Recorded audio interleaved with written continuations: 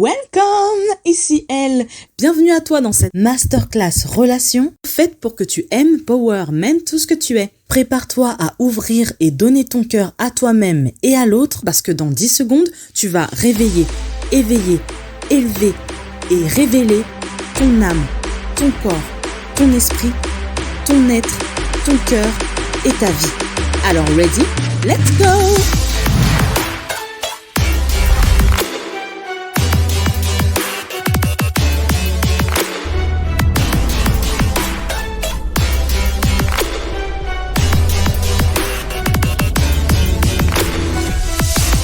Introduction, être en relation.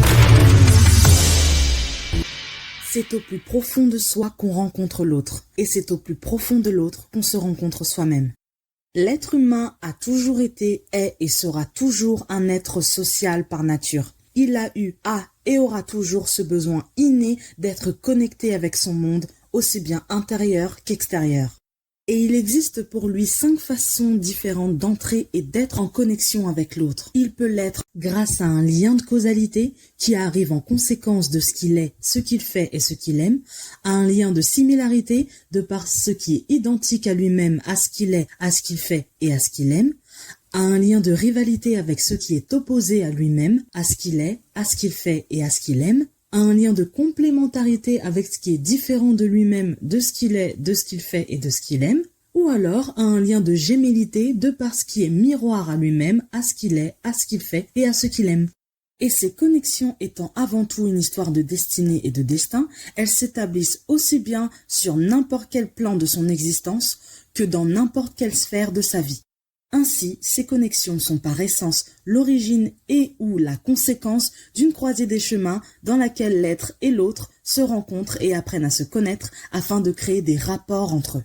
Au premier niveau, nous avons l'attention, qui est le rapport créé par des échanges stimulants et une communication qui suscite l'intérêt de chacun. À ce niveau, c'est le contact avec l'autre ainsi que ce qu'on peut en tirer en termes d'informations, de sensations, d'opportunités et ou d'objectifs qui nous intéressent. À ce stade, l'être et l'autre sont des inconnus, des contacts ou des connaissances. Le second niveau est celui de l'appréciation, qui lui est le rapport créé en vivant et en explorant différents contextes ensemble pour créer un vécu en commun. À ce niveau, ce sont les moments passés avec l'autre qu'on apprécie.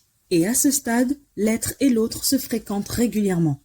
Le troisième niveau est celui de l'affiliation, qui est le rapport créé par la découverte des particularités, des ressemblances, des différences et des correspondances qu'il y a entre l'être et l'autre. À ce niveau, ce sont les affinités qu'on a avec l'autre qui nous lient. C'est le niveau où l'être et l'autre forment un binôme, un duo, un tandem ou une équipe. Et enfin, pour finir, le quatrième et dernier niveau est celui de l'affection, l'affect final qui émane de chacun des 3 premiers niveaux. Grâce aux échanges, aux moments passés ensemble, ainsi qu'à ses affinités, l'être se fait une image de l'autre. Et à ce niveau, c'est l'effet que cette image nous procure qu'on affectionne tout particulièrement. Donc à ce stade, des sentiments amicaux, familiaux, amoureux ou sexuels naissent entre l'être et l'autre. Ils se considèrent, ils s'entendent bien, ils s'estiment, ils s'admirent et s'attachent l'un à l'autre. Mais attention, il ne peut y avoir relation entre l'être et l'autre que si et seulement si il y a à la fois un contact intéressant, un vécu en commun, des liens d'affinité et un effet affectif.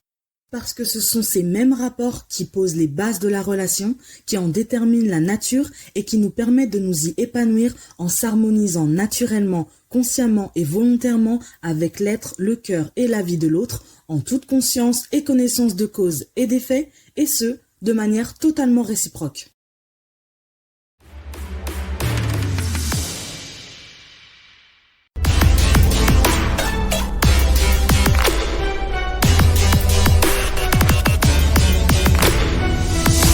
Chapitre 1. Être sexuel. Ici, si on devait donner une définition de la sexualité, ce serait celle-ci. La manière intérieure et extérieure, mais également innée et acquise, de vivre et d'exprimer son identité, son genre et son orientation sexuelle, en fonction de son attirance et de ses expériences, et ce, à travers des actions, des réactions et une façon d'interagir qui leur correspond. La sexualité est dotée d'une composante biologique, d'une composante psycho-affective, d'une composante socio-culturelle, d'une composante relationnelle, ainsi que d'une composante morale qui interagissent et s'impactent toutes entre elles. Sur le plan attractif, c'est elle qui permet de répondre à nos instincts naturels, de satisfaire nos besoins physiologiques, nos besoins de sécurité, d'appartenance, d'estime et de reconnaissance, ainsi que d'accomplissement et réalisation de soi, suivant ce vers quoi tendent nos désirs, des plus conscients aux plus profonds, afin de pouvoir créer une synergie dans notre dynamique avec l'autre. Et tout comme l'être humain, la sexualité humaine aussi s'organise en 3 dimensions. L'âme sexuelle, à savoir l'énergie masculine ou féminine avec laquelle on exprime notre personnalité, notre caractère, notre émotivité et notre nature. Le corps sexuel, à savoir sa dimension biologique et physiologique qui comporte des attributs mâles ou femelles ainsi que les différents instincts qui en découlent et qui concernent aussi bien la survie que le plaisir charnel et ou la reproduction. Et enfin, l'esprit sexuel qui lui englobe la mentalité, homme ou femme, formée et acquise de par les interactions dont on est témoin au quotidien au sein même de notre environnement, la dynamique qu'on a avec les autres ainsi que la construction et les normes sociales auxquelles on s'identifie et s'associe mentalement et qu'on a intégrées à notre façon d'être, consciemment ou non. Ce qui permet à notre sexualité de faire le lien entre notre propre intimité et celle qu'on peut avoir avec l'autre, c'est le fait qu'au même titre que les 2 pôles d'une prise sont faits pour s'imbriquer et faire passer l'électricité de cette façon, la masculinité est faite pour s'imbriquer avec la féminité, les attributs mâles sont faits pour s'imbriquer avec les attributs femelles, et la mentalité d'homme est faite pour s'imbriquer avec la mentalité femme pour faire passer le courant en nous et entre nous. Mais ça, c'est bien sûr à prendre au sens figuré. Parce que quelle que soit notre orientation, nos préférences, nos pratiques et même le rapport sexuel en tant que tel dans son sens propre, ce sont ces principes qui, en réalité, forment et fondent notre attirance qui, elle, nous permet de nous connecter et d'être en synergie aussi bien en nous-mêmes qu'avec l'autre.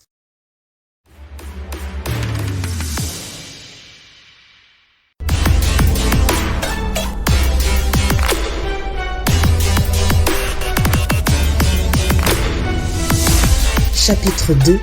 Être ensemble. Pour commencer, et que pour les choses soient bien claires, contrairement à ce qu'on pourrait croire, l'amour n'est absolument pas un sentiment. Être amoureux, ça c'est un sentiment. C'est l'extase émotionnelle, l'euphorie que provoque une personne ou une chose en nous, qui monte en intensité quand elle est stimulée, mais qui disparaît aussitôt qu'elle ne l'est plus. Donc, en réalité, on peut tomber amoureux de tout, de n'importe qui et de n'importe quoi, tant que ça nous fait rêver sur le moment.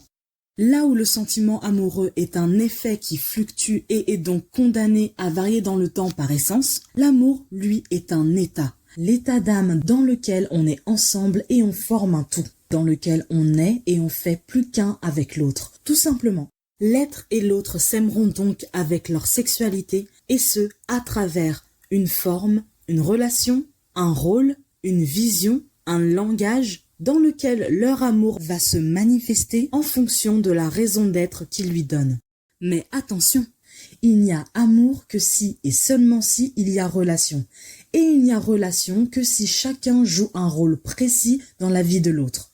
À savoir un rôle actif ou passif, joué de manière masculine ou féminine, et impactant notre fort intérieur ou notre vie extérieure. Car une fois la connexion établie et les rapports entamés, il n'y a que par la relation que notre vision de l'amour se concrétise et qu'il s'exprime dans un langage affectif qui nous est propre et qui nous permet de développer une façon bien à nous d'être et faire un avec l'autre. Et ce, dans la forme d'amour qui est la plus en phase avec tout ce qu'on est, tout ce qu'on veut et tout ce qu'on aime.